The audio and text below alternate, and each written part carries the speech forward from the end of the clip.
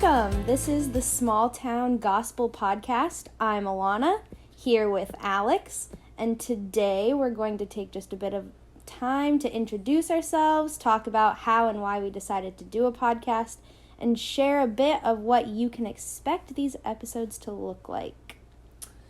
Yeah, and for anyone here who's got any familiarity at all with rural ministry, you'll understand that things on the technical side of things are a bit of a struggle, so please bear with us while we work on gathering the necessary equipment and figure out how to upload to various platforms and whatnot. So please stick with us while we get all that worked out, but good to have you with us, and we'll jump right in here to some personal introductions. And Alana, would you share a bit about yourself?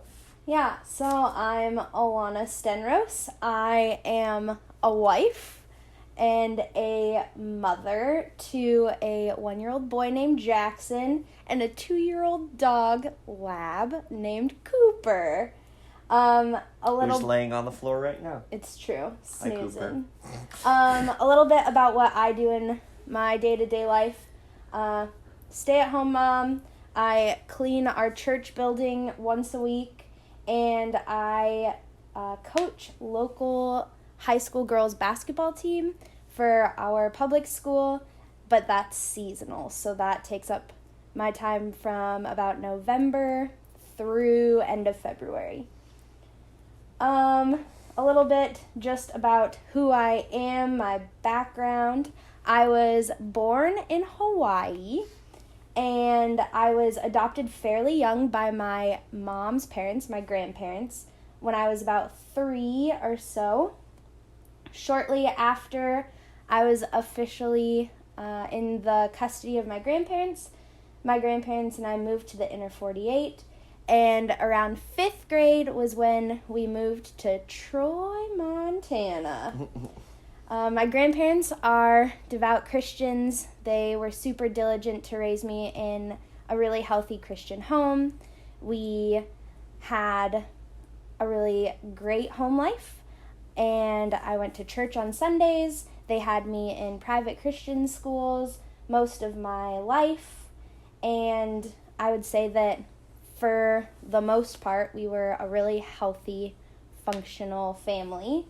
However, because I was adopted, I had a lot of bitterness and anger and just this lack that I felt of love that came from a desire to have healthy parents in my life. And so I looked like the quote-unquote Christian kid. I went to church, I was involved in youth groups, I was top kid in Awana, I was in youth group, you name it, I was doing it. However, that sin that controlled me definitely was the thing that consumed my thoughts, consumed who I was and how I acted toward others, how I acted in my home. I was definitely darkened just by my anger and my bitterness and my what I thought was lack of love. And I just truly didn't understand the truth about the gospel. I'd heard it many times growing up, probably weekly, but I didn't understand the truth of the gospel and the depravity and desperate need for a savior until I was in high school. I was at our local summer camp and heard the gospel for the first time, where the Lord allowed my heart to understand that I was a sinner in desperate need of the saving truth of the gospel. And when the Lord saved me, one of the really cool parts of his testimony in my life is that immediately my eyes were open to the sin that controlled my life. That anger and that bitterness no longer had a hold over me. because I had the certainty of the finished work of Jesus that gave me eternal hope. So that gap that I'd been searching for in that relational fulfillment, looking for parental love, was definitely filled by the unconditional love of a Father that will never leave me or forsake me. And the joy of the Lord became my strength and became my focus. I would say that from that moment on, one of the most exciting parts of my testimony is that instantly the Lord's salvation in my life made me just passionate about sharing His saving truth with others.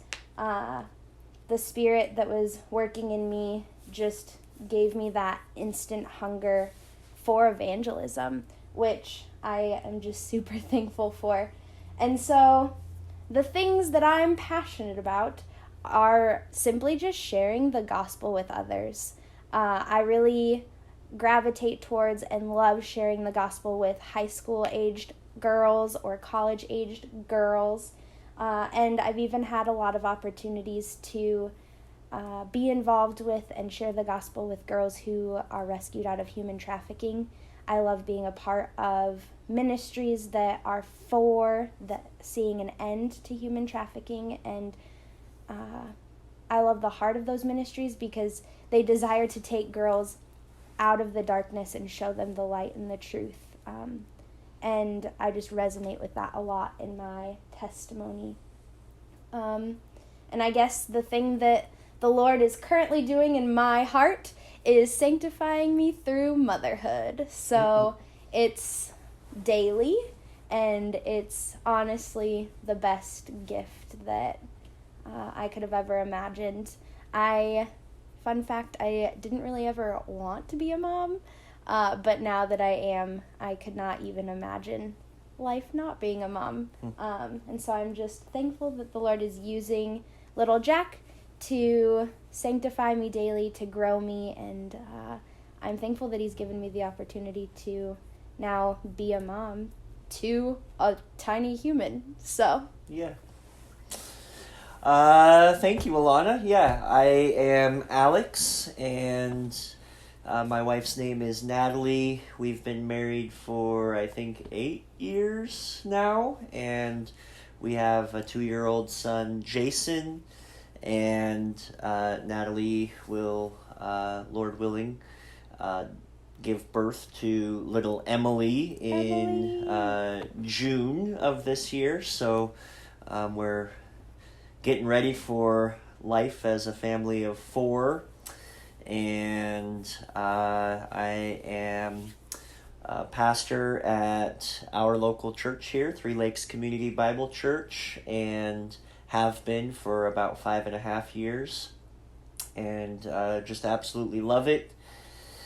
And just a quick rundown of my life and testimony, I suppose, is I was born with a cleft lip and palate in Colorado Springs, and that little birth defect became a pretty major part of my life and testimony. It required several surgeries before I turned 1, and involved quite a bit of difficulty with speech, which then resulted in some social challenges. And when we moved to Idaho when I was 5 and I started going to school, I found myself kind of isolating a little bit from others because they would tease me for the nasally sound in my voice. And in my preteen years on a school bus, I was exposed for the first time to pornography, and that quickly became kind of an obsession / escape.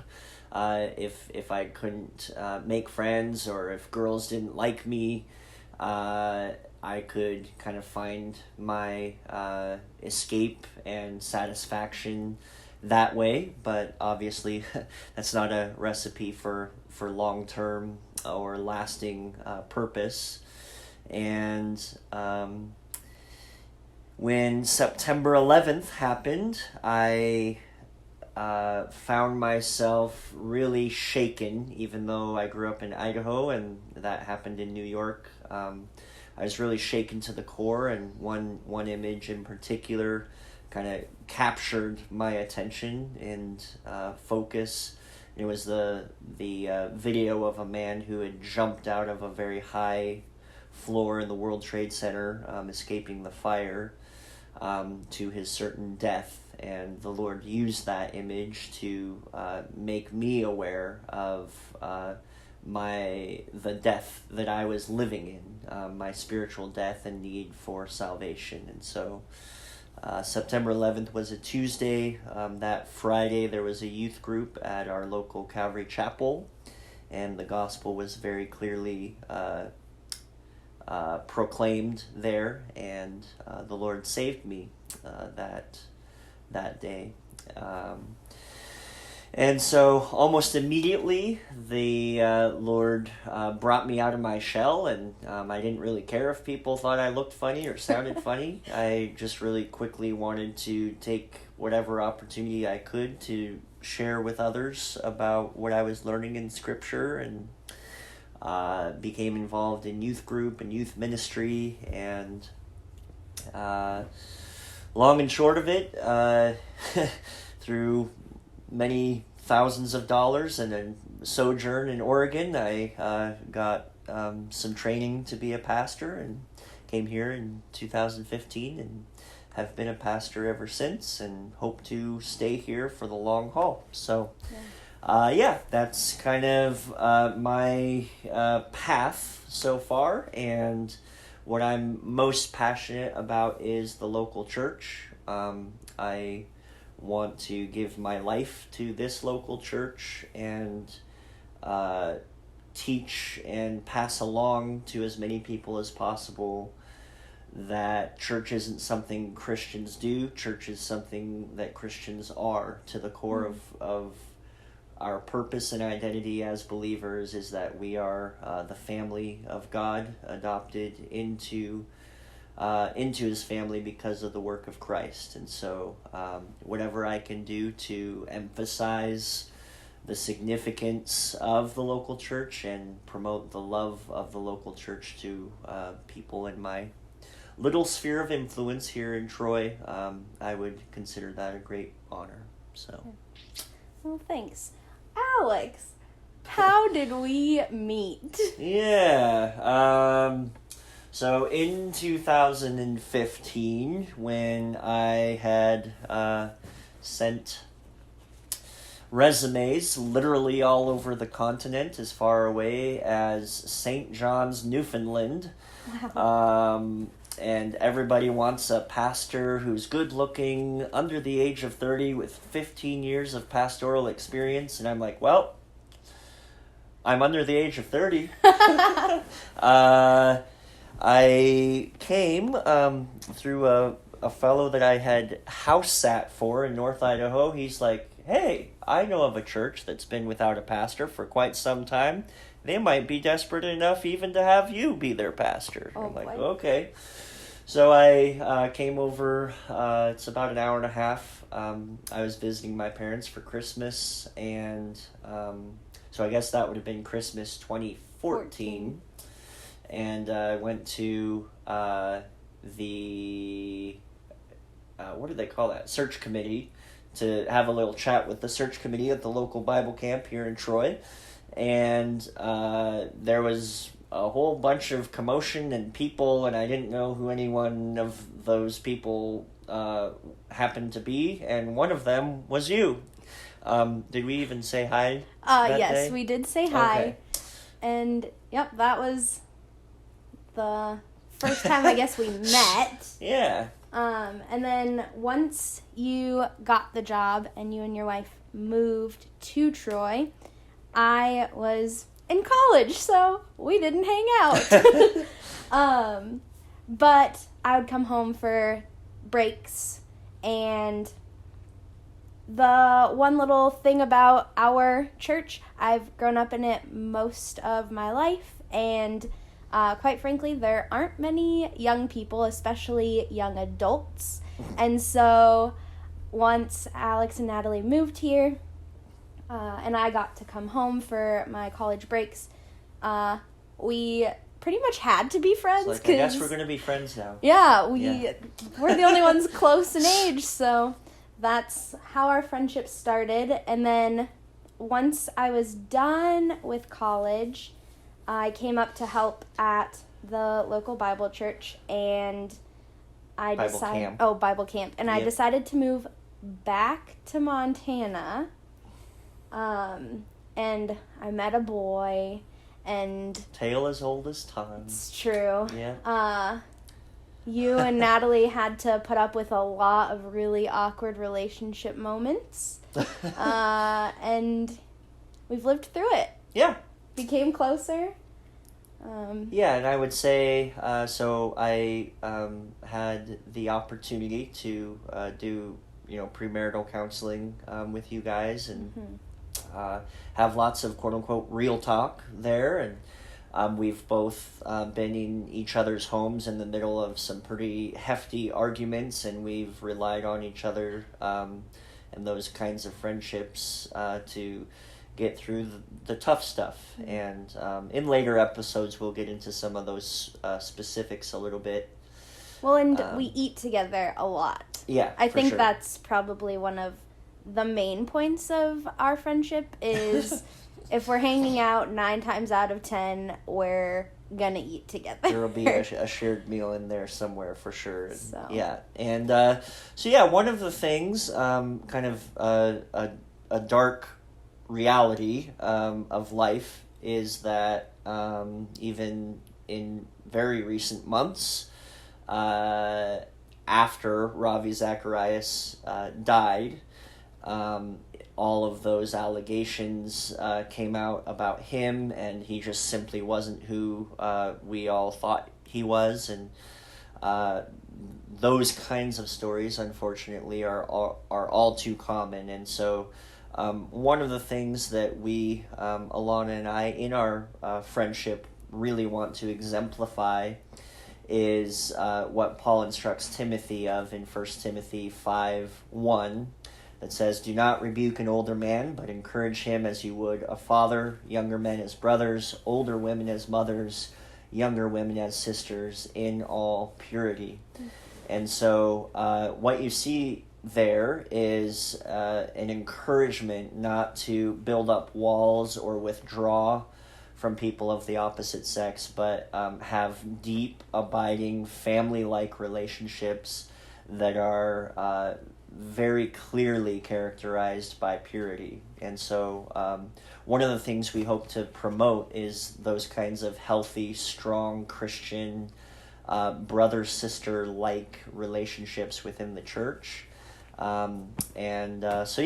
That's one aspect, simply by us having good conversations that you guys can listen in on, hopefully each week, to kind of exemplify what that might look like. And so maybe someday we'll have a set apart episode getting into some of the nuts and bolts of that in more detail. But that's us. And why did we decide, how did this come about to do a podcast? Honestly, it's all me. No. Yeah, for real. Yeah. Well, I guess our church has just a lot of great community, and we all really enjoy talking with one another.